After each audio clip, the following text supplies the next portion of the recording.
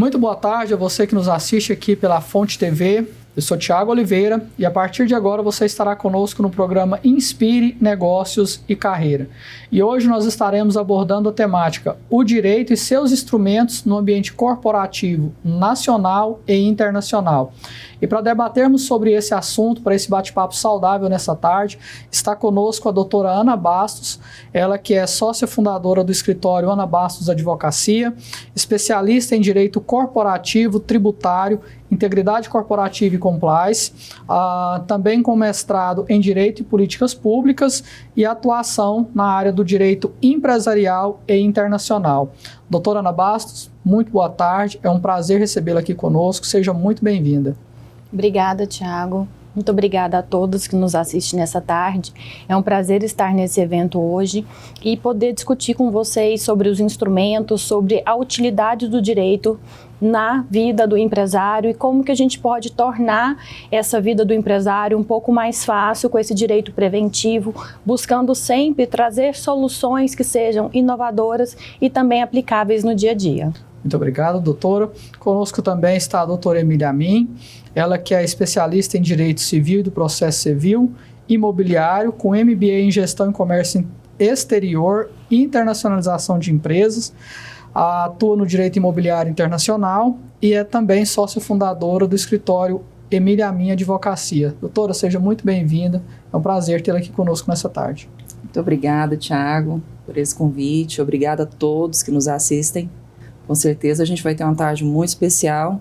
Espero aqui, junto com a doutora Ana, poder colaborar com informações que com certeza vai ajudar muitos empresários, muitas pessoas e vai ser muito enriquecedor. Muito obrigada. Para iniciar o nosso bate-papo, você que nos assiste aqui pela Fonte TV, nosso programa ele tem o cunho de falar sobre negócios e carreira. E eu quero inverter um pouco a roda nessa tarde, doutora Ana Bastos e doutora Emília, e entender com vocês como que foi aí, hoje vocês são profissionais, experientes no mercado, atuantes no mercado goiano, nacional e internacional no ramo do direito, né? E eu queria entender com vocês como que foi essa decisão pelo direito, né? O que chamou atenção no direito, na vida de vocês, na escolha da profissão, nas áreas de atuação. Fala um pouco para nós, para quem está nos ouvindo, como que foi essa decisão pela carreira na área do direito. Doutora Ana Bastos, com a oportunidade. Obrigada. Então, o direito ele faz parte da minha vida porque eu venho de uma família de carreira jurídica. Então, meu avô era juiz, meu pai trabalhava no Tribunal de Justiça, minha mãe foi advogada do BEG, minhas tias todas advogadas. Então, eu cresci no meio de processos. Mas, para falar muito a verdade, o direito nunca foi a minha paixão principal. A minha paixão principal sempre foi a parte internacional. Então, eu comecei minha carreira como executiva de empresa, morei fora, trabalhei na África do Sul, na DHL, trabalhei como gerente de novos negócios numa indústria farmacêutica. E a minha primeira formação foi Relações Internacionais. Depois que eu já estava cursando o curso de Relações Internacionais, que eu entendi que o direito seria muito complementar. Mas na prática, hoje eu vejo que toda a minha carreira foi baseada no curso de Direito. Então, ele começou como sendo um complemento para a área internacional e hoje ele é a base e o internacional, que é o complemento da minha atuação na área do direito.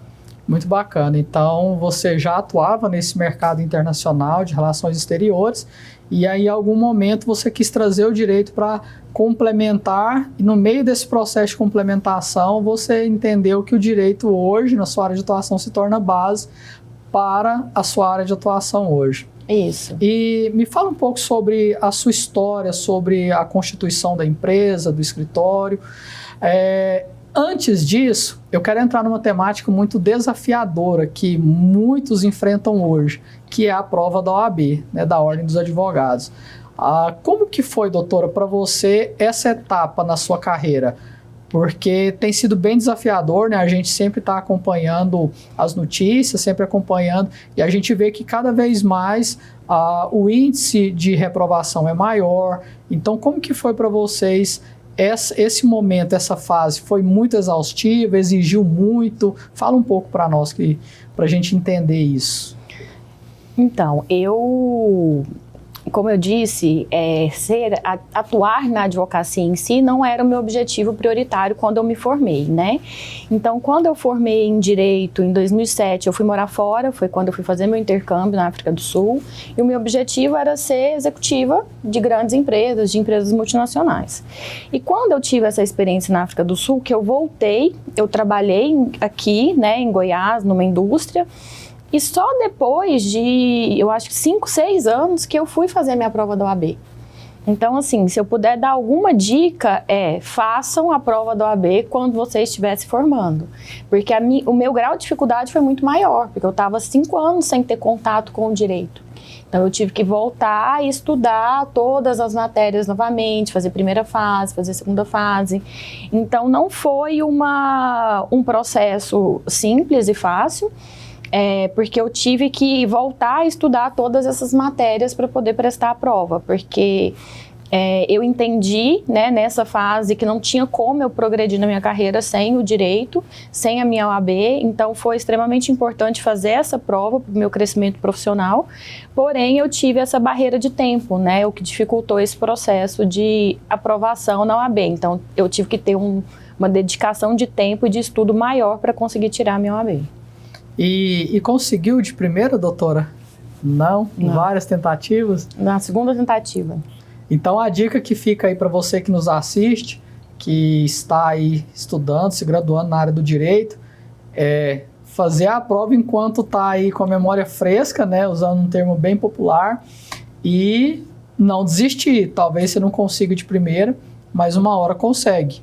E complementando, né, eu entendo que a carteira da OAB é fundamental para quem tem interesse de atuar nessa área. Então, assim, talvez você vai ficar num patamar ali estagnado, sem a carteira da OAB. Então, já que está nesse processo, né, de finalização de faculdade, já foca, já termina, para você já conseguir um bom trabalho, já começar na sua carreira com o pé direito. Então, essa seria a minha dica. Muito bom. Doutora Emília, agora a sua vez de compartilhar conosco aí um pouco de como que foi essa jornada, né, entre a escolha pelo direito, a aprovação na OAB, e aí depois a gente entende um pouco com vocês sobre a constituição da empresa e etc. Fala um pouco pra gente, para quem está nos assistindo, como que é essa trajetória e também para motivar, né, quem está aí cursando direito a ser perseverante, né? Realmente não é fácil, né? Assim como todo caminho que a gente escolhe, né? Eu sempre tive aptidão pela área de humanas. Então, quando eu terminei o ensino médio, eu tive a orientação de professor meu muito querido de história, professor Cristiano Vinícius, e aí ele, né, era formado em Direito, e ele me orientou a fazer esse curso porque eu já tinha já gostava, né, tinha mais interesse pela área de humanas e pensava muito também na carreira internacional por conta da carreira, na verdade, na carreira diplomática, né? Eu pensava na carreira diplomática, era o que eu aspirava na época. Então, através do direito, eu sabia que eu poderia exercer advocacia, poderia prestar concurso, porque para ser diplomata não precisa fazer relações internacionais, né? Muita gente pensa que tem que fazer esse curso para poder passar nesse concurso. Então, assim eu fiz direito. E também demorei um pouco depois que eu me formei em 2012. E aí, em 2016, foi que eu tive a minha OAB. Demorei esse prazo para poder passar na prova, porque eu também tinha outra atividade, trabalhava como corretora de imóveis ao longo da faculdade. Então, demorei um pouco também focar nos estudos para a OAB, porque me envolvi muito com a atividade imobiliária, né? Então, realmente, eu tomei essa decisão, falei, não, chegou a hora que eu preciso realmente agora estudar para a OAB e fazer o que eu queria também, né? Que era trabalhar como advogada, e assim eu fiz, e por isso que eu demorei um pouquinho mais também, né? Porque tinha essa outra atividade, mas vale a pena, né, todo esforço que a gente faz para estudar. Como a doutora Ana falou, né, a gente, depois da formação em Direito, é importantíssimo ter o OAB, independente de você for advogar ou não, porque você vai ter uma profissão, tem alguns concursos também que para você poder exercer tem que ter o OAB, então é crucial, né? É essencial você estudar para o OAB. Não é fácil, mas também não é impossível. Conheço pessoas que tentam há muitos anos, porque realmente é uma prova muito difícil, cada vez mais difícil a prova, né? Mas a partir do momento que a gente decide, se dedica, não tem outro caminho a não ser passar, né? Eu digo que só não passa quem desiste. Então é isso. E a gente que participa de conselhos, né, que tem provas para obter o registro, não é fácil. Eu sou contador por formação, atuo na área, na verdade, né? Eu sou contador formado em ciências contábeis, e o nosso conselho, ele flexibiliza, não sei como que está hoje, mas ele flexibiliza a gente fazer a prova com um certo tempo antes da conclusão do curso. E eu, de pronto, quando eu tive a oportunidade, quando eu estava no prazo, eu já fui fazer a prova. Eu corri e falei, não, eu vou começar a tentar agora, porque se eu não conseguir, na época, salvo engano, era 1 ano que tinha, a partir do 7º período podia fazer. E aí eu fiz. E graças a Deus eu passei de primeira. Então, assim, eu passei, aí já começou a ansiedade para colação de grau para poder obter o registro. Mas eu confesso que eu fiquei um pouco apreensivo, né? Porque a gente tá na graduação, a gente sonha em querer exercer a profissão. Então, você sabe assim, ó, se eu vou poder exercer quando eu obter o registro. Então, o anseio torna-se o registro. Aí, quando eu consegui a aprovação, o anseio foi por concluir a graduação, porque eu já tinha aprovação no conselho, mas não estava apto a obter o registro, porque eu não tinha a colação de grau ainda. Então, assim, mas conheço pessoas que não conseguiram de primeira, ou outros temem muito a prova, e é o que a doutora Ana Bastos e a doutora Emília falou.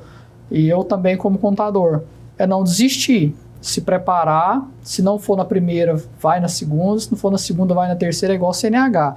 Não pode desistir. É como a doutora Emília falou, né? Só não consegue quem desiste.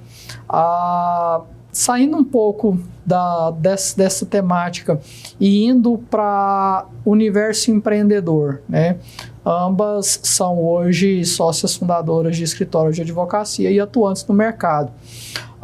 Como que foi essa decisão de empreender no ramo, na área do direito, né? Com o escritório, né? Porque eu como contador, a gente sabe que o advogado ele pode atuar como autônomo, como profissional liberal, também como pessoa jurídica. E ambas hoje são proprietárias de escritório. Como que partiu esse interesse? Falar assim, não, eu vou empreender numa empresa de advocacia, num escritório de advocacia.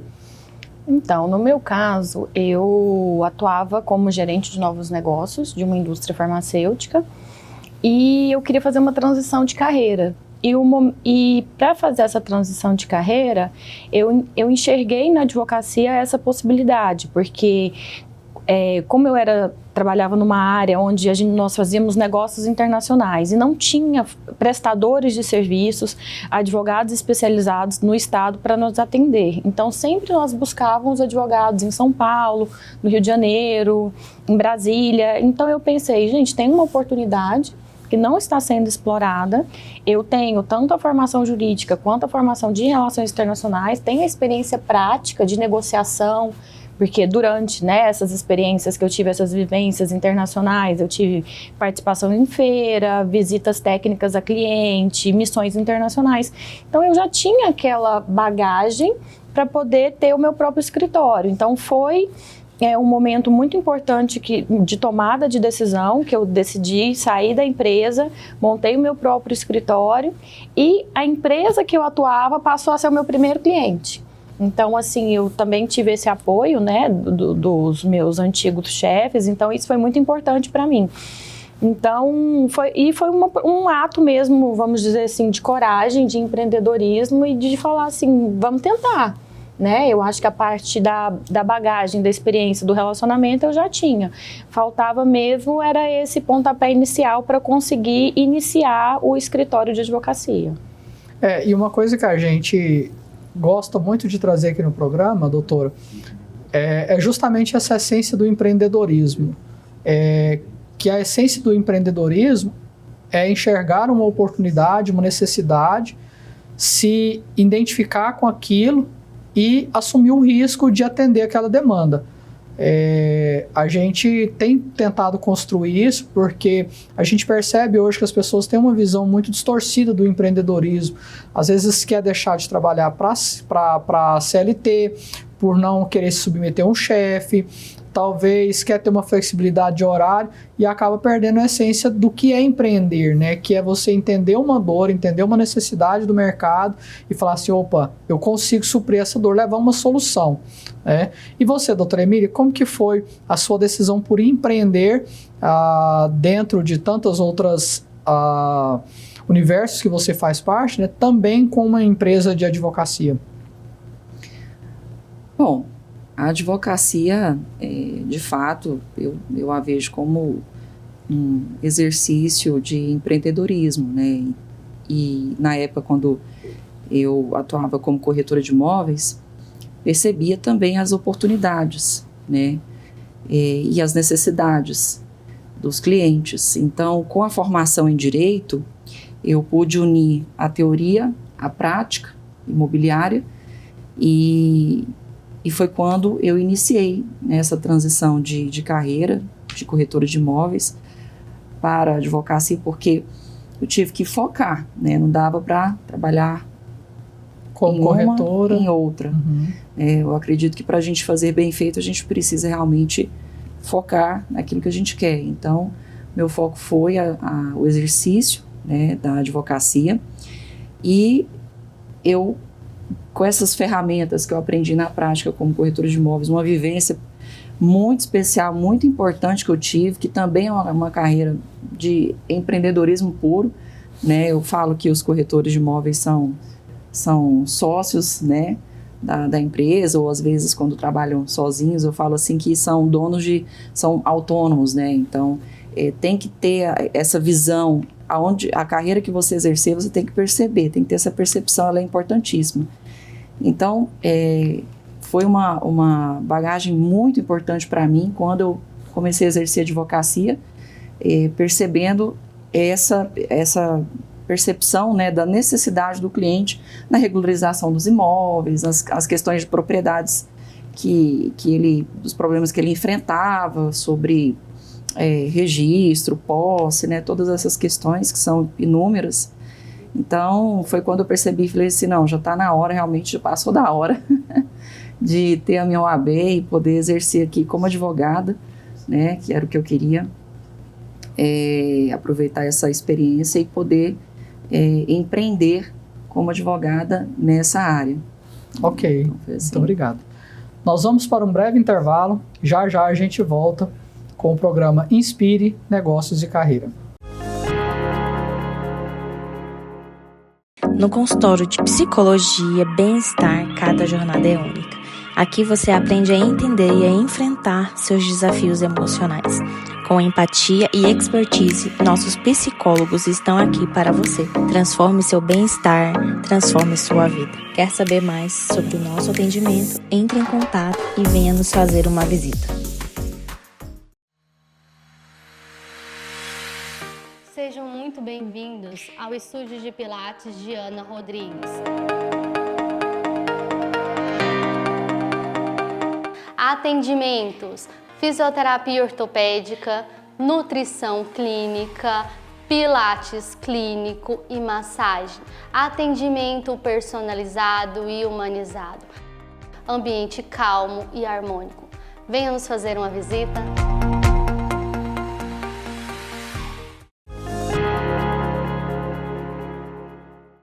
Estamos de volta, dando continuidade aqui nesse bate-papo nessa tarde, no programa.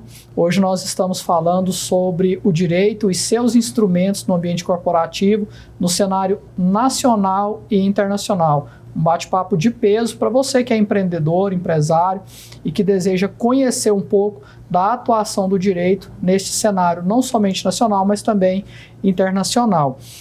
Doutora Emília, no bloco anterior, você relatou que optou por empreender no direito imobiliário através de uma dor que você via como corretora.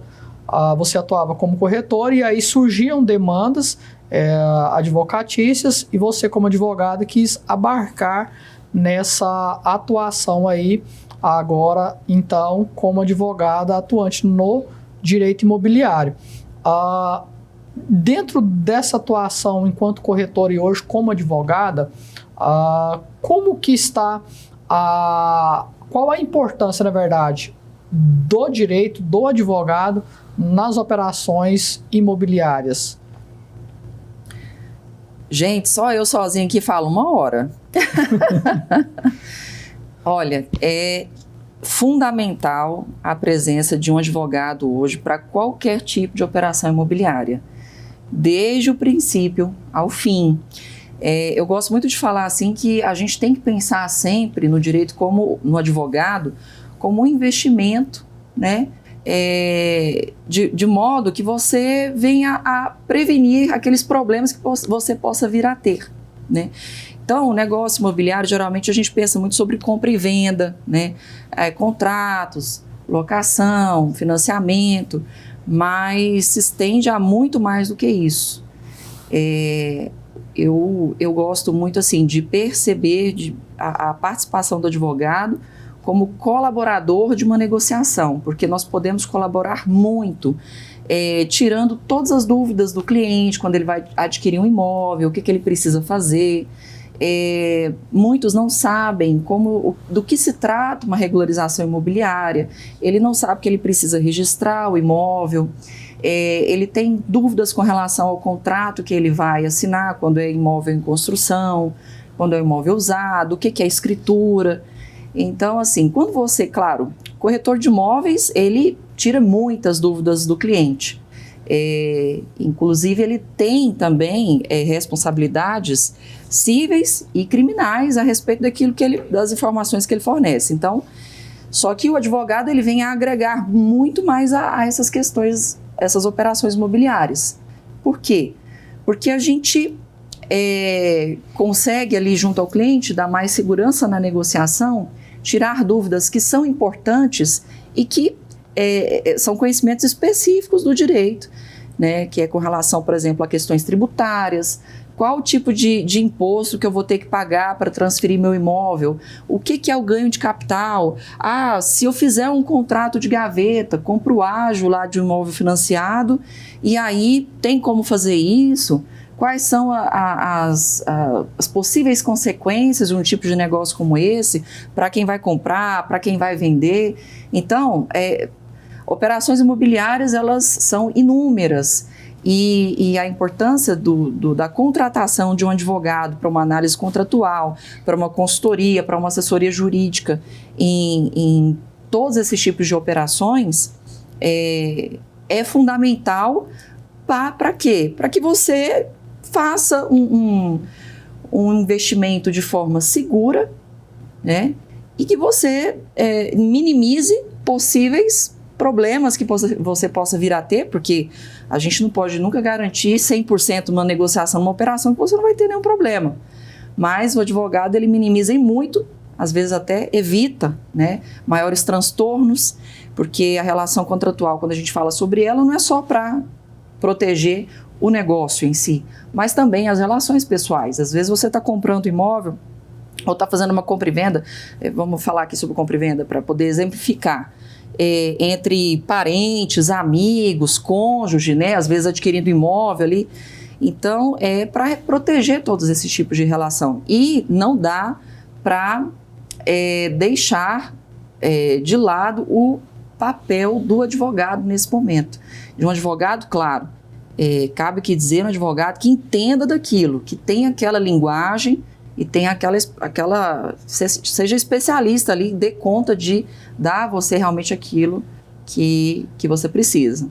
A gente pode perceber então, doutora, na sua fala, que a presença de um advogado em qualquer transação imobiliária, né, se tratando de imóvel, ela tem um cunho preventivo. A gente percebe isso. E eu gostaria de falar um pouco sobre isso, juntamente com a doutora Ana Bastos também, sobre o direito, o direito sendo aplicado de forma preventiva.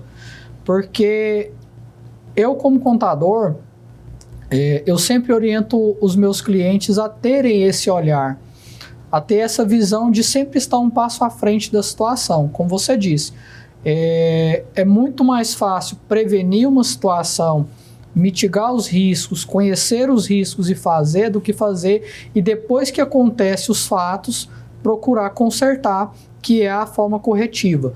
E a gente percebe muito isso no universo empresarial, muitas vezes, por falta de conhecimento ou talvez por questão de evitar gasto, as pessoas querendo fugir disso. E eu achei interessante a sua fala quando você diz que é um investimento que a pessoa faz. E eu vou um pouco além, e trazendo também para a minha área de atuação, tanto o contador quanto o advogado nas operações, de forma preventiva, é muito importante, porque depois que é feito o negócio, tanto a compra quanto a venda, é muito mais difícil para a gente tentar reparar ali de uma forma menos danosa esse tipo de situação. E a gente vê muito na prática acontecendo o inverso. As pessoas, elas fazem o negócio, depois busca assessoria do advogado ou do contador. Como que é, doutora Ana Bastos, a atuação do direito de forma preventiva nesse ambiente de negócios, de compra e venda, e aí depois a gente vai avançar um pouco para o universo corporativo também. Ótimo. Então, eu acredito em um direito voltado para negócios. Eu acredito em um direito que não é focado somente em resolução de problemas. Muitas vezes, quando uma pessoa ela pensa, nossa, eu preciso de um advogado, ela pensa, eu estou com um processo, eu estou com uma execução, eu estou sem receber, eu estou com uma indenização, ela pensa no problema. E eu acho que nós temos que mudar um pouco a nossa mentalidade, porque o advogado ele tem que ser o seu amigo, o seu conselheiro, é com ele que você vai discutir os negócios que você quer fazer, as perspectivas da sua empresa, os seus objetivos futuros. Então, eu acredito em um direito focado para negócios. Eu preciso entender do negócio, por exemplo, do meu cliente, para eu poder orientar ele de forma preventivamente. Então, como um exemplo, eu tenho um cliente que ele quer fazer um IPO. Então, como que eu posso trabalhar com esse cliente ao longo dos anos para prepará-lo para fazer esse IPO? Quais são as ações que eu tenho que fazer? Quais são os negócios que eles têm? Quais são os riscos que esses negócios oferecem? Como que eu posso mitigar esses riscos? Eu identifiquei um risco, eu vou ter que deixar de fazer aquele negócio? Talvez não, mas talvez eu vou ter que fazer algum contrato um pouco mais específico, eu vou ter que colocar cláusulas mais rígidas, eu vou ter que contratar um seguro. Então, o advogado ele vem para trazer essa visão de como fazer uma conexão entre o direito e o negócio do cliente. Muitas vezes a gente tem uma visão que o advogado é extremamente legalista, que o advogado vai pegar a letra da lei e vai tentar impor aquilo ali para o cliente. Eu acho que não é essa a nova advocacia, não é essa a advocacia que nós acreditamos, né, falando pela doutora Emília aqui, mas eu acredito que pela fala dela e pelo que eu conheço, essa não é uma advocacia que traz resultado para o cliente. Então, eu acho que quando a gente fala de direito, nós temos que falar de um direito alinhado às expectativas e aos negócios dos nossos clientes. Porque, como vocês mesmos mencionaram, depois que o negócio já foi efetivado, tem a questão do tempo que você perdeu, dos custos que você teve durante o processo e os novos custos que você vai ter para desfazer, e também tem toda uma questão de expectativa, de frustração, né? Daquela sensação de que, nossa, perdi meu tempo, nossa, perdi meu dinheiro, nossa, briguei à toa com meu sócio. Então, existe todas essas questões que precisam sim ser analisadas. Então, eu acredito muito nesse direito preventivo, nesse direito que analisa as situações, analisa os riscos, analisa os negócios e traz soluções para os clientes. E o que fica para você que nos assiste, para nós aqui, enquanto assessoria, enquanto profissionais, a orientação que eu deixo é sempre busque se informar antes de fazer qualquer negócio, antes de abrir uma empresa, antes de comprar ou vender alguma coisa, antes de fazer um investimento, busque assessoria de alguém que conhece do mercado, justamente para mitigar esses riscos, para se ambientalizar. Porque a gente que está no mercado, a gente sente, chega muita gente para nós que já fez uma venda, já fez uma compra, e aí depois que faz toda a operação, quer entender, eu tenho que pagar imposto? Eu comprei um imóvel e vendi, eu vou ter que pagar imposto? Aí a gente pergunta, você teve ganho? Sim, tive. Quanto que você vendeu o imóvel? Tem uns 3 meses. Ou seja, já perdeu o tempo, né? Aí já vai pagar imposto com multa, com juros, com correções.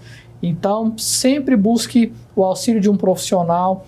É um investimento, não é uma despesa que você vai ter com advogado, uma despesa com contador, é um investimento que você vai fazer para ter todo esse aparato legal, contábil, fiscal, para que você faça negócios com segurança. Nós vamos por um breve intervalo e já a gente retorna. Você do Noroeste região, venha conhecer a Drogaria Atualmed. Aqui você encontra tudo o que sua família precisa. Temos uma enorme variedade de medicação, perfumaria, higiene pessoal, suplementação e muito mais. Contamos com um farmacêutico sempre disponível para te auxiliar, além de um serviço de entrega rápido no conforto da sua casa. Esperamos você aqui. Venha para a Atualmed! Criar uma marca e transformá-la em sucesso é a realização de um sonho. A Simbra Marcas e Patentes sabe disso e vai te ajudar a concretizar esse sonho sem dor de cabeça. Trabalhando com ética, responsabilidade e transparência, a Simbra realiza todo o processo de registro de marcas, patentes, domínios, softwares e desenhos industriais junto ao INPI. E o atendimento é realizado de forma personalizada. Estamos de volta, dando continuidade aqui nesse bate-papo, nessa tarde, tratando sobre o direito e as suas aplicações. E uma coisa, doutora Ana Bastos, que a senhora falou, e eu achei de suma importância a gente trazer para a nossa discussão, é a utilização do direito de forma preventiva. Como você disse, juntamente com a doutora Emília no bloco anterior, é melhor a gente buscar uma orientação técnica antes de fazer um negócio, tanto do advogado quanto do contador e tantas outras funções, do que depois que acontece o problema. Para quem está nos assistindo, entender melhor o porquê dessa importância, fala conosco mais um pouquinho sobre isso, sobre essa temática, do porquê atuar, buscar orientação preventiva ao invés de uma orientação ou de uma atuação aí depois que há um litígio. Sim. Ou um contencioso. Ótimo. Então, quando nós falamos de direito preventivo, nós estamos falando de fazer uma análise de todas as situações, de todos os riscos que envolvem aquele negócio. E de acordo com esses riscos identificados, nós traçarmos estratégias para tentar mitigá-los.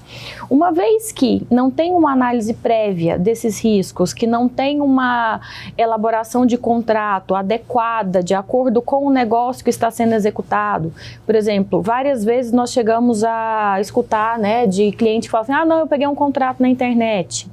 E aí, quando você vê, deu problema, o problema já está sendo tratado no contencioso, já está no fórum, no tribunal, e aí nós estamos diante de uma situação em que nós temos maiores custos para resolver esse problema, nós temos um tempo mais delongado, uma vez ali que existem várias ações e vários procedimentos que podem ser impetrados para delongar aquele processo ao longo do tempo, e nós não temos nenhuma perspectiva de resultado. Eu não posso virar para o meu cliente e falar assim, não, se a gente fizer isso, o resultado vai ser esse. Porque depende muito dos juízes que estão julgando, depende muito da orientação que eles vão ter, do entendimento deles sobre o caso. Então, assim, extrapola um pouco do nosso papel de advogado e a gente coloca isso, né, na mão do judiciário. Então, a gente tem ali uma ineficiência para a resolução desse problema. A minha preocupação é essa. Como que nós vamos resolver esse problema? Porque uma vez que está no judiciário, que isso foi para o contencioso, nós não temos perspectiva de prazo, nós não temos perspectivas de custo e nós não temos perspectivas de resolução. Então, esse é um ponto que tem que ser analisado na hora de se ponderar, né? Em fazer esse investimento num advogado preventivo, num contador, num especialista em relação àquele negócio, ou, vamos dizer assim, não pagar e esperar para ver, né? Que eu acho que é um dos maiores problemas que a gente tem hoje. E isso que você fala, doutora Ana Bastos, é algo muito sério, porque a gente vê relatos como esse que a senhora disse. As pessoas, às vezes, vão trazer aqui para o imóveis, uma situação que eu presenciei. A pessoa alugou um imóvel, um valor significativo, e quis ter essa economia. E fez um contrato, isso é um caso real que eu estou trazendo, fez um contrato naquele calor da negociação. E uma coisa e aí eu trago isso para a nossa discussão também, é esse cuidado, porque enquanto se está formatando um negócio, está numa negociação ali, parece que o universo é um. Depois que se concretiza o negócio, tudo pode acontecer. E quando isso acontece, como lidar com isso? E aí foi esse caso que eu presenciei. A pessoa, ela pegou um contrato simplista, de locação de um imóvel de um valor expressivo, e no meio do contrato, simplesmente o locatário falou, não, eu não vou continuar no imóvel pelo tempo que a gente pactuou, e eu quero entregar o imóvel. E aí, o que aconteceu com o locador? Ele falou assim, como que eu vou usar o contrato agora nessa situação? Só que o contrato não tinha fundamentação. Tinha, lógico, é um contrato básico, mas a previsão para uma entrega do imóvel antes do prazo estipulado era frágil. Então, assim, o que prevaleceu nessa situação? Prevaleceu ali um acordo entre as partes, que o locador ele ficou, de certa forma, prejudicado, porque ele tinha uma expectativa de locação com o imóvel e não aconteceu. Então, trabalhar isso de forma preventiva é muito melhor do que deixar ir para o contencioso, porque se ele tem um bom contrato, trazendo para esse caso específico, se ele tinha um contrato ali que tivesse todas as previsões legais, ele receberia ali uma indenização, ele teria uma segurança maior na hora de desfazer isso. E aí eu trago um pouco disso também, doutora, para o universo corporativo. E é uma orientação que eu sempre trago para os meus clientes. Pensei em abrir uma empresa com meu amigo. Não, vamos procurar. O coração até pulou aqui. Vou abrir uma empresa com um amigo, nós tivemos uma ideia fantástica aqui, ou então meu amigo está vendendo parte da empresa dele, eu vou ali colocar um dinheiro. E aí, quando essas demandas chegam para mim, automaticamente eu falo, olha, a gente precisa também de uma assessoria jurídica. Não, mas é só assim, a gente já combinou tudo, é só colocar lá no contrato. E aí eu vou trabalhar com o meu cliente, falo, olha, não é tão simples assim. Quando se está numa mesa, fechando um negócio, constituindo uma empresa, com um amigo, com um parente, é maravilhoso. Você está cheio de ideias, você está no calor da emoção, você está acreditando no negócio, tá naquela empolgação, não, eu vou colocar o dinheiro, você trabalha e vamos lá. E vai dar tudo certo. Vai dar tudo certo. Tá que nem casamento, né? O que é meu é seu. Separou. Justamente. Só que aí, quando constitui a empresa e o negócio começa a crescer, começa a surgir pensamentos diferentes, e aí a gente vai até além um pouco, que surge a possibilidade de uma dissolução da sociedade, aí é que o cliente, o empresário, ele vai ver o peso de um contrato bem elaborado. Porque é tudo muito bom quando se está planejando, quando se está estruturando tudo isso no calor das emoções. E aí é uma dica que eu sempre dou, uma dica não, uma orientação que eu sempre dou para os meus clientes é o seguinte: você precisa prever o seguinte, e se der errado, como que vocês vão agir entre si? E não é nem se der errado. Uma coisa que eu acho que é importante a gente deixar muito claro é que, assim, nós vivemos em um ambiente extremamente dinâmico, né? E, por exemplo, hoje pode ser que eu esteja aqui, tá tudo certo, eu tô com meu escritório, eu tenho uma sociedade, mas amanhã pode ser que eu resolva que eu quero morar nos Estados Unidos. O negócio continua dando certo, entendeu? Então hoje a gente vive num ambiente tão dinâmico que os objetivos mudam. Então, tem hora que a gente coloca ali, não, eu e meu primo, eu e meu amigo, nós vamos ser sócio, nós vamos criar um grupo econômico e vamos ficar 50 anos juntos. Pode ser que amanhã ele separe, ele não queira mais morar em Goiânia, ele vai mudar para Tailândia, vai querer um ano sabático. Então, assim, as relações hoje estão extremamente dinâmicas. E não é só o fato de dar errado, é o fato de mudar qualquer situação. Pode ser que, por exemplo, a gente estabeleceu que eu vou ser o operacional e ele vai ser o investidor, e daqui a pouco mudou, eu posso ficar doente, eu posso morrer. Então, assim, existem várias situações que impactam o dia a dia de uma empresa e que as pessoas não pensam. Então, assim, além de um contrato social bem estabelecido, bem redigido, fazer um acordo de sócios que vai estabelecer todas essas relações jurídicas entre as partes é fundamental. Porque existem situações que, sim, dependem da nossa vontade, mas existem situações que extrapolam a nossa vontade. Eu sou investidora, o João é o sócio operacional. Mas e se o João pega uma doença? Ele não tem como dar continuidade no negócio. Como que a gente vai fazer? Ele que era a pessoa que ia ter que dar conta do negócio, mas vamos supor, ele está de cama, ele teve um acidente, ele não está conseguindo, está em fase de tratamento, e aí? Então, assim, as relações empresariais são baseadas em relações humanas, e essas relações humanas, elas são dinâmicas. E o contrato vem trazer justamente isso, previsões de como agir em determinadas situações.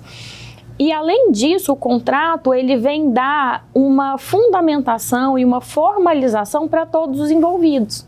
Porque, por exemplo, o João ele teve uma doença, ele está de cama, está em fase de tratamento, e a esposa dele quer saber, e o prolabore dele? Porque ele tinha um prolabore. Ou ele é sócio. E aí, ele não tem direito de receber? Como que eu vou viver? Porque o João era a única fonte de renda da casa. Então, assim, traz uma segurança jurídica para todos aqueles que estão envolvidos. Então, igual você comentou sobre a questão do contrato. Nessa relação jurídica, pode ser que eu vou negociar aquele acordo de aluguel, aquele contrato de aluguel. Mas daqui a 2 anos, tem um novo diretor financeiro, ele vai revisar aquele contrato e vai falar, não, esse contrato aqui não nos atende, vamos mudar. Então, pode ser que eu combinei, sim, nós vamos ficar aqui 5 anos. Mas o diretor jurídico, o diretor financeiro que entrou 2 anos depois e que agora é o responsável por aquela operação, ele vai ler o documento e ele não está sabendo que eu negociei os 5 anos, ele vai falar, não, o que está falando aqui é que eu só preciso dar 30 dias de antecedência, de aviso, para eu poder desocupar o imóvel. Então, o documento ele vem trazer essa segurança não só para as partes que participaram da negociação, mas todas as partes que estão envolvidas nesse processo. E isso trazendo para o direito societário já, né, doutora? E aí a senhora falou um outro documento também importante, que poucos desconhecem, que é o documento de ata de reunião de sócio. Sim. Que algumas sociedades que não têm sócios, que têm sócios de fato, desconhecem esse documento, não fazem aplicação. E ele, na verdade, ele é o primeiro documento que tem que ser feito até mesmo antes do contrato social. Ou seja, você está pensando em constituir uma empresa, trazer um sócio para o negócio, o que tem que ser feito primeiro? Primeiro tem que registrar esse interesse na sociedade, qual que vai ser as atribuições de cada um, para que depois, quando for formalizar a abertura da empresa, é que vem o contrato social, e o contrato social vai tratar do direito societário entre as partes, mas antes tem um acordo de sócios, que tem que ser redigido, tem que ser elaborado, assinado, que é o que vai dar base para toda a sociedade, não é isso? Isso, é isso mesmo. No direito imobiliário, doutora Emília, qual que é a relevância do contrato na formalização de um arrendamento, de uma locação, de uma compra e venda, de uma intenção de compra? Qual que é a segurança jurídica que a assessoria jurídica traz e utiliza do instrumento contratual para dar essa segurança para ambas as partes? Eu acredito que quando a gente fala sobre contratos, o objetivo de qualquer contrato para qualquer tipo de operação é o mesmo, né? Estabelecer regras onde, no momento em que um cenário muda, né, como está ali já pré-estabelecido, qual vai ser o próximo passo, como nós vamos agir perante uma situação em que em um contrato lá de locação, o locador faleceu, o locatário resolveu sair antes do imóvel, estendendo a contratos, por exemplo, de locação de imóvel comercial, que é importante falar. Ao lado contrário, agora, quando o locatário vai lá, aceita aquele contrato de qualquer jeito, e aí faz um monte de benfeitoria, pega um dinheiro que ele nem tem, investe naquele negócio, e de repente o locador vira e fala assim, olha, eu preciso que você desocupe o imóvel em 30 dias. E aí? Então, assim, a grande questão, o ponto é, qualquer que seja o tipo de negócio, seja ele compra e venda, locação, uma sociedade, um arrendamento, enfim, estabelecer regras em que ambas as partes, né, aqui levando em consideração que sejam duas partes, então, em que todas as partes envolvidas naquele negócio estejam protegidas naquela relação de negócio, né? E automaticamente também relações pessoais. Então, independente de qualquer que seja o contrato, você me falou o contrato imobiliário, a questão é a mesma, né? Evitar constrangimentos e desconfortos, porque a gente tem duas questões culturais que a gente precisa vencer. A primeira é a questão dessa cultura da remediação, né? Vencermos isso através de um trabalho preventivo, de uma consultoria anterior àquele negócio que você está realizando. E o segundo é que quando a gente tem a tendência, não sei se pela nossa cultura latino-americana aí, de sermos muito emocionados, a gente está emocionado, vai casar, está emocionado, vai comprar imóvel, está emocionado.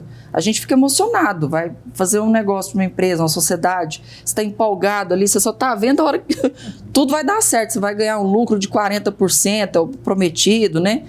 E tá tudo lindo ali a nossa relação e tal. Às vezes nem somos amigos, nos tornamos amigos, então... aqueles vários outros cenários que a doutora Ana falou que pode acontecer ao longo do processo de sociedade, enfim, tem que ter alguém para te dar uma orientação nesse momento anterior ao fazimento do negócio. Por quê? Para que você minimize possíveis problemas e consequências que você possa vir a ter e que em cenário de mudança, né, como a doutora Ana também falou muito bem, um momento... A nossa vida é dinâmica, as relações são dinâmicas, a gente hoje, né, muda, amanhã pensa de um jeito, depois de amanhã de outro, então assim, o contrato ele vem nesse objetivo. Eu acho que vencer essas duas questões, a cultura da remediação e a cultura da emoção nas relações negociais. Isso se estende a todos os tipos de contratos que formalizam praticamente todas as operações negociais que a gente faz, seja no mundo imobiliário, no mundo societário, negociações internacionais e, enfim, precisa desse instrumento, ele é garantidor. Agora, não é qualquer contrato, né? Um contrato tem que ser um contrato bem feito, bem avaliado, estudado. A gente tem que cansar todo mundo antes do negócio acontecer. Um sócio fica cansado, outro fica cansado, você vai comprar imóvel, está negociando, o cara muda a condição, não importa. Que cansem antes do negócio acontecer e não depois. Porque aí depois pode ser que nem solução tenha. A gente está partindo do princípio aqui que a gente ainda consegue remediar. Tem casos, gente, porque advogado é em função de meio, não fim, não é resultado. Então, tem casos que a gente não consegue nem remediar. E não adianta, fica com raiva do advogado, do juiz, do contador. Não tem para onde correr. Né? Doutora, aproveitando a sua fala, falando de direito internacional, nós vamos sair para um breve intervalo nesse momento. Já a gente vai voltar e vai entender a atuação do direito no ambiente internacional. Nós estamos aqui com duas especialistas na área que vai falar um pouco disso sobre nós. Um breve intervalo, já a gente volta.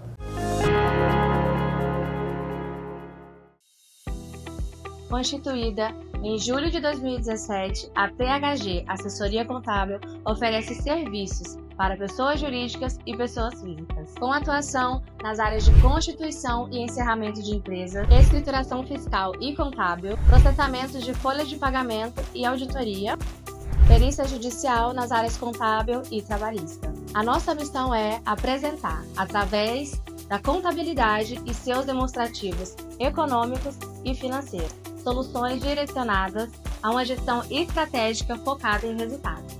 Visamos ser reconhecidos pela eficácia e eficiência na prestação de nossos serviços. Os nossos valores são compromisso com a satisfação dos nossos clientes e responsabilidade social. Quer saber como a sua empresa pode alavancar os resultados e maximizar os lucros? Agende uma visita conosco.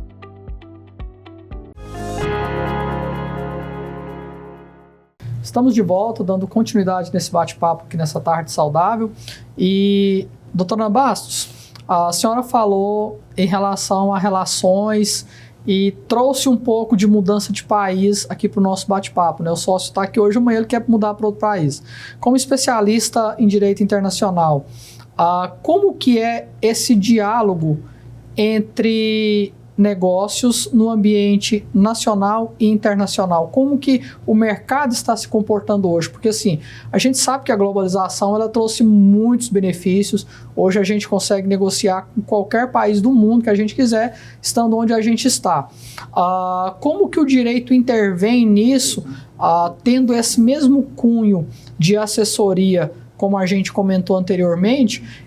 Essa assessoria preventiva, ela também pode ser aplicada nas relações internacionais?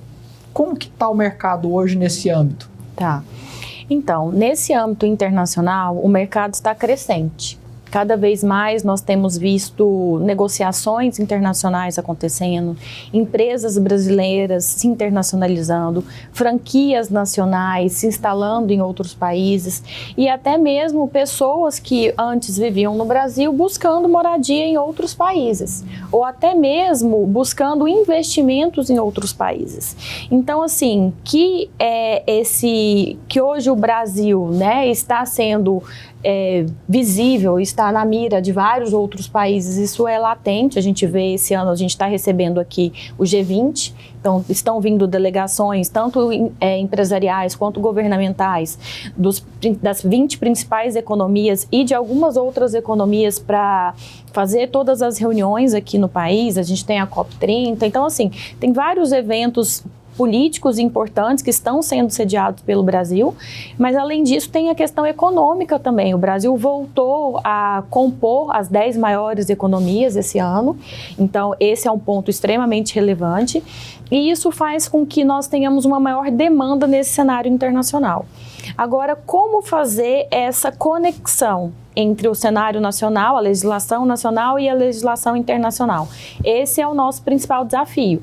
E aí nós temos que entender novamente o negócio. Qual é o negócio que está sendo estabelecido? Porque uma coisa é eu falar de venda de produtos, por exemplo, para os Estados Unidos. Outra coisa é eu falar de estabelecimento de uma franquia nos Estados Unidos. Outra coisa é eu falar de investimentos nos Estados Unidos. Eu vou precisar de estruturas jurídicas diferentes para apoiar todas essas operações. Então, isso é muito importante e, na verdade, eu acho que o preventivo e o planejamento é ainda mais importante. Por quê? Porque, principalmente falando de Estados Unidos, nós estamos falando de dólar. Então, se eu vou ter um prejuízo aqui, teria um prejuízo de um negócio mal feito aqui de 100 mil, lá eu posso ter um prejuízo de um negócio mal feito de 100 mil dólares, de 500 mil reais, 600 mil reais. Então, essa questão é muito complicada, porque a gente tem legislações diferentes, questões regulamentares diferentes. Se eu estou fazendo uma venda de um produto, eu tenho a questão da marca, que o registro de marca aqui não é o mesmo registro de marca lá. Então, esse estudo, para se fazer um bom instrumento jurídico, ele se torna ainda mais fundamental, devido aos riscos que também se ampliam quando a gente fala de um negócio internacional. Antes eu estava fazendo uma negociação entre um empresário brasileiro e um outro empresário brasileiro, que de uma certa forma tem a mesma língua, a mesma cultura. Quando eu estou falando de uma negociação de um empresário brasileiro com um empresário americano, eu estou falando de línguas diferentes, de culturas diferentes, de formas de se comportar e de fazer negócios diferentes. Então, o planejamento e o direito internacional preventivo se torna ainda mais relevante nesse contexto internacional. Muito importante, né? Doutora Emília, como que se deu, você também, hoje atuante no mercado internacional, do direito internacional, como que você vê esse ambiente e como você ingressou nesse mercado, né? Que é até uma curiosidade nossa aqui, a doutora Ana Bastos falou no início do programa, né? Que ela já atuava em relações exteriores e foi para o direito. E você, como que foi o seu ingresso nesse universo do direito internacional? Qual que é o seu ponto de vista, o seu olhar para esse ambiente de negócios internacionais? Bom, na verdade foi o seguinte, uma empresa multinacional que estava precisando, eles adquiriram propriedades aqui no Brasil e precisaram de um profissional para poder fazer a regularização dessas propriedades. E aí me indicaram para essa empresa, né, por conta dessa capacitação e também porque eu falo o idioma deles. Eu estudei por conta da carreira diplomática que eu estudava os idiomas, então eu falava o idioma deles. Então isso também foi muito importante e eles me contrataram e eu comecei a trabalhar para essa empresa e o mundo internacional se abriu para mim. De que maneira? Eu comecei a trabalhar com estrangeiros. E existe uma questão dentro do direito imobiliário, que são regras específicas para estrangeiros que querem adquirir terras no Brasil. Então, existe o direito imobiliário, gente, ele é assim, não tem limite. Você pode comprar, vender uma propriedade em qualquer lugar do mundo, né? Não tem limite. Então, o direito imobiliário me levou ao direito internacional, a essa parte internacional. Então, hoje eu atendo brasileiros que querem adquirir imóveis em outro país, estrangeiros que querem adquirir propriedades aqui no Brasil, fazer negócios, investimentos. Então, hoje o mundo, eu falo que ele é um só. A gente estamos assim, ao mesmo tempo nos comunicando com pessoas, fazendo negócios com pessoas de qualquer país. Então, e o fato também de você ter o idioma, né, é muito importante. Vale a pena, eu vejo assim, muita gente fala assim, na época que eu estudava, né, reprimia, mas para que você está estudando inglês, né, para que você está estudando espanhol, para que isso? Gente, olha, hoje, Goiás, Goiânia, a gente pensa que não, mas eu não sei se é porque a gente está muito agora, muito próximo, né, a estrangeiros, mas tem muita gente de muitos países e você falar o idioma é importantíssimo não só para você conseguir se comunicar com a pessoa, mas também para estabelecer ali uma relação de confiança, credibilidade, sinal de respeito. Quando você vai tratar, por exemplo, eu e a doutora Ana tivemos algumas reuniões em algumas embaixadas, então você chegar na embaixada, você saber falar aquele idioma, né, é um sinal importante ali de respeito, conhecimento, então agrega muito. Então foi assim que veio o direito internacional. Bacana. Agregado ao direito imobiliário. Nós estamos partindo para o encerramento. Eu quero agradecer vocês pela participação. Muito obrigado, tá? Foi um prazer muito grande recebê-los vocês aqui. E eu quero deixar a oportunidade com vocês de fazer os agradecimentos e também deixar as redes sociais de vocês aí, para quem quiser conhecer melhor o trabalho de vocês, quiser conhecer a atuação de vocês e vocês poder seguir vocês aí nas redes sociais. Tá ótimo. Eu quero agradecer a todos vocês pela audiência, quero agradecer o convite. Fico muito grata de poder discutir temas tão relevantes no nosso dia a dia e trazer alguns casos práticos aqui para que todos entendam a importância do direito corporativo, do direito preventivo e do direito internacional. E para quem tiver interesse de acompanhar um pouco mais do meu trabalho, o meu Instagram pessoal é Ana com 2 N's, Bastos, V, e o do escritório é Ana Bastos Advocacia. Obrigada. Doutora Emília, muito obrigado, tá, por ter aceitado o convite, por ter estado conosco nessa tarde. Eu que agradeço a todos que nos assistiram até agora. Espero que realmente esse nosso encontro tenha acrescentado coisas muito positivas para todos. Obrigada, Ana. Obrigada, doutora Ana. Obrigada, Tiago, pelo convite mais uma vez. Para quem quiser me encontrar, meu Instagram é Emilia_Amin, com N de navio no final. Esse é o meu pessoal do escritório. Emília Amin ADV, né, é o do escritório, então são esses dois também. Aí qualquer coisa, estaremos por lá também. Muito obrigado. E a você que esteve conosco, o nosso muito obrigado. No próximo sábado, às 13 horas, estaremos de volta com o programa Inspire Negócios e Carreira. Tenha uma ótima tarde e até mais.